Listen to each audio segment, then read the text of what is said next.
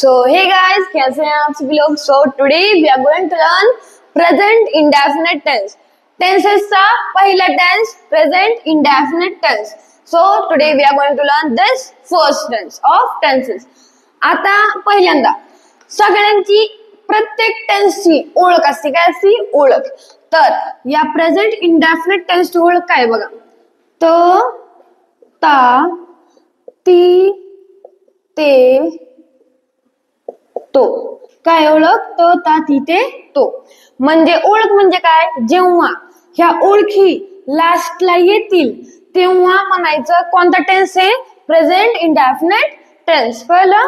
आता कसं आपण समजणार? समजा मी एक एक्झाम्पल घेतलं. एक्झाम्पल नंबर 1 मी घेतलं, तू तिकडे जातो. तू तिकडे जातो. आता या वाक्यात लास्टला काय आलंय? लास्टला काय आलंय? तो. तो. आता या ओळखीत तो आहे का बघू आपण.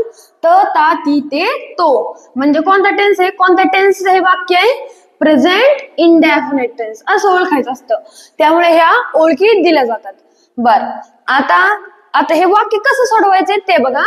आता वाक्य कोणकोणते असतात ते बघा. वाक्य एक तर असतं अफर्मेटिव्ह, एक तर असतं अफर्मेटिव्ह, दुसरं असतं निगेटिव्ह, तिसरं असतं इंटरोगेटिव्ह आणि चौथं असतं डबल इंटरोगेटिव्ह. आता यांचा अर्थ काय होतो? Negative, interrogative, double interrogative, affirmative. Affirmative म्हणजे होकारार्थी वाक्य. कशी वाक्य? होकारार्थी वाक्य. होकारार्थी वाक्य म्हणजे कशी वाक्य? Like these sentences.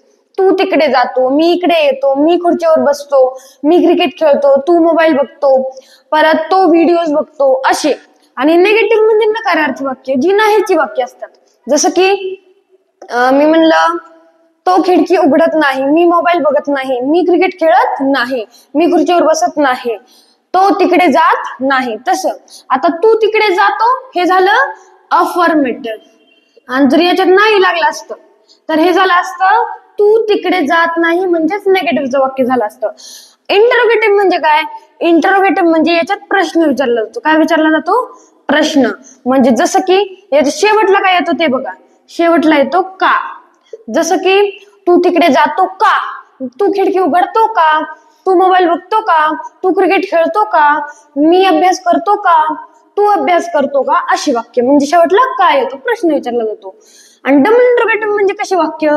ज्याच्यात काय ऍड होती? WH family. म्हणजे ज्या वाक्यात WH फॅमिली असती ती वाली वाक्य. जसं की तू तिकडे का जातो, तू तिकडे काय करतो, म्हणजे का, काय. तुम्हाला WH फॅमिली माहिती आपण शिकलोय बरोबर. बर, आता आपण अफर्मेटिव्हचा, निगेटिव्हचा. प्रत्येक टेन्स मध्ये 4 फॉर्म्युला असतात. प्रत्येक टेन्स मध्ये 4 फॉर्म्युला असतात बरोबर. म्हणजे कोणकोणते? Affirmative first one, negative second one, interrogative third one आणि डबल इंटरोगेटिव्ह फोर्थ वन. ठीक आहे. 4 फॉर्म्युला असतात. होकारार्थी वाक्याचा, नकारार्थी वाक्याचा, प्रश्नार्थी वाक्याचा आणि डबल प्रश्नार्थी वाक्याचा, म्हणजेच WH फॅमिलीचा. बर, आता हे वाक्य आहे अफर्मेटिव्हचं, होकारार्थी वाक्य बरोबर. आता पहिल्यांदा आपण होकारार्थी वाक्याचा फॉर्म्युला बघू. तुम्हाला सब्जेक्ट ओळखता येतं बरोबर, मेन वर्ब ओळखता येते, ऑब्जेक्ट ओळखता येतं. त्यामुळे आता आपण शिकणार आहे. आता प्रेझेंट इंडेफिनिट टेन्स. आता याचा अफर्मेटिव्हचा फॉर्म्युला बघू आपण. अफर्मेटिव्हचा फॉर्म्युला याचा सब्जेक्ट लिहून दिलेत बरोबर. सब्जेक्ट प्लस मेन वर्बची फर्स्ट फॉर्म. आता वर्ब म्हणजे काय? क्रिया. ज्या क्रियेमध्ये आपली हालचाल होते. म्हणजे प्ले म्हणजे काय? खेळणे. खेळण्यात आपली हालचाल होती, आपल्या बॉडीची मुवमेंट होती, आपली ताकद लागते, आपला फोर्स लागतो बरोबर. तसं परत अभ्यास करणे, अभ्यास करण्यात आपला फोर्स लागतो बरोबर. परत मी म्हणलं जाणे, कुठेतरी जाणे, जाण्यात आपली ताकद लागते, आपल्या हातापायांची हालचाल होती, मुवमेंट होती. तसं. बर, subject plus main with first form plus yes or es plus object. आता बघा हा फॉर्म्युला आहे. अफर्मेटिव्हचा फॉर्म्युला काय आहे? सब्जेक्ट प्लस मेन वर्बची first form plus s plus object. आज आपण एवढं शिकणार आहे, बरोबर. आता हे वाक्य कसं तयार करायचंय? होकारार्थी वाक्य आणि प्रेझेंट इंडेफिनिट टेन्सचे वाक्य. पहिल्यांदा तुम्ही ओळख लक्षात ठेवायची बरं का. बरं, आता कशी तयार करायची? तुम्हाला माहिती सब्जेक्ट कोणकोणते? सब्जेक्ट असतात आय, यू, ही, शी, दे, बरोबर. हे सब्जेक्ट असतात. आणि यांची मराठीमध्ये काय असतं? आयचं मी, तू, यूचं तू, परत हीचं तो, परत शीचं ती, परत देचं ते, बरोबर. आता बघा, मला जे ते सांगायचं बरं का. आता ऑब्जेक्ट आपल्याला माहिती वाक्याच्या लास्टला असतात. म्हणजे आता बघा, वर्ब म्हणजे काय? क्रिया, ते आपल्याला शोधायला लागेल. सब्जेक्ट पण शोधायला लागेल. ऑब्जेक्ट जो लास्टला असतो म्हणजे पहिल्यांदा हे ओळखायचं, त्यानंतर हे ओळखायचं, आणि जे राहील तो काय असतो? आपला ऑब्जेक्ट असतो. बर, आता बघा, फॉर्म्युला म्हणजे फॉर्म्युला सॉल्व्ह करायचं बरं का. आपलं वाक्य फॉर्म्युला जे फर्स्ट नंबरला आहे ते तितक्याच नंबरला ठेवायचं. आता आपल्या फॉर्म्युल्यात फर्स्ट नंबरला काय आहे? सब्जेक्ट. आपल्या वाक्यात सब्जेक्ट काय आहे? तू. तूची इंग्लिश काय असते? यू. हा, आता फॉर्म्युला सेकंड नंबरला काय? मेन वर्बची फर्स्ट फॉर्म. आता फॉर्म्युला सेकंड नंबरला मेन वर्बची फर्स्ट फॉर्म आहे, त्यामुळे आपल्याला पण मेन वर्बची फर्स्ट फॉर्मच घ्यावी लागेल. आता आपल्याला पहिल्यांदा हे शोधावं लागेल की आपल्या वाक्यात मेन वर्ब काय. आपल्याकडे मेन वर्ब काय? मेन वर्ब जाणे. कारण जाण्यात आपली ताकद लागती, आपल्या हातापायांची हालचाल होती, मुवमेंट होती, आपला फोर्स लागतो, बरोबर. त्यामुळे यू गो. आता बघा, इथं मेन वर्बचे फर्स्ट फॉर्म का म्हणलंय? कारण जनरली मेन वर्बच्या 3 फॉर्म्स असतात. तशा 5 असतात, पण जनरली मेन बर का तसे 3 फॉर्म्स असतात. जसं की आता एक्झाम्पल सांगतो, आपण एकदाच लिहून घेणार आहे. आता फक्त वर्बची फर्स्ट फॉर्म ही झाली, वर्बची सेकंड फॉर्म गो, वेंट आणि गॉन. वर्बची सेकंड फॉर्म आणि वर्बची थर्ड फॉर्म. ठीक आहे, ही झाली आपली फर्स्ट फॉर्म, सेकंड फॉर्म आणि थर्ड फॉर्म. आता बघा काय करायचं. You go. गो आलं, गो जाण्याची इंग्लिश गो, गोची फर्स्ट फॉर्म गो, आणि second form went, third form gone.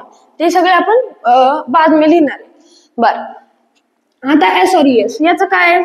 हे आपण नंतर शिकणार आहे. हे थर्ड पर्सनला लागतं. ते कसं लागतं ते आपण नंतर शिकणार आहे.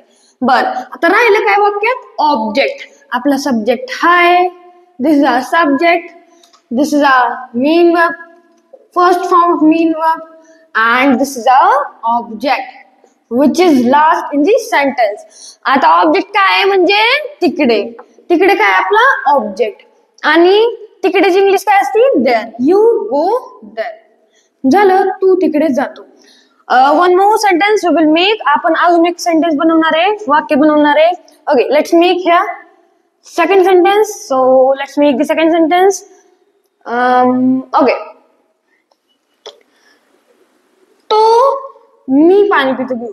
मी खुर्चीवर बसतो. हे घेऊ बर का. आता बघा, ओळखीनुसार सुरू करायचं. मी काय म्हणले? ओळख लक्षात ठेवा. आता बघा, ओळख काय? प्रेझेंट इंडेफिनिट टेन्सची तो, ता, ती, ते, तो. प्रत्येक टेन्सची प्रत्येक ओळख असते. जसं की प्रेझेंट इंडेफिनिट टेन्सची तो, ता, ती, ते, तो.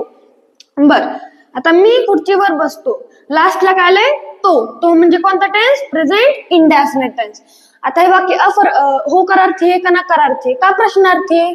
का WH फॅमिलीचा आहे क्वेश्चन? तर हे जे वाक्य आहे आपलं, हे आहे अफर्मेटिव्ह. होकारार्थी वाक्य आहे ना, अफर्मेटिव्ह. मी तिकडे जातो, तो तिकडे येतो. मी पाणी पितो, तो क्रिकेट खेळतो. तो मोबाईल बघतो, मी मोबाईल बघतो. आणि नेगेटिव्ह, मी मोबाईल बघत नाही, तो क्रिकेट खेळत नाही, तशी वाली. बर, मी खुर्चीवर बसतो, तो आला लास्टला, म्हणजे present indefinite tense. And present indefinite tense affirmative, होकारार्थी वाक्य. Formula is given, right. Formula दिलाय, बरोबर. फॉर्म्युला काय? सब्जेक्ट प्लस मेन वर्बची first form plus s plus object. आता फॉर्म्युला बेस तयार करायचं. फॉर्म्युला फर्स्ट नंबरला काय आहे? सब्जेक्ट. आपलं काय सब्जेक्ट काय आहे? मीची इंग्लिश आय.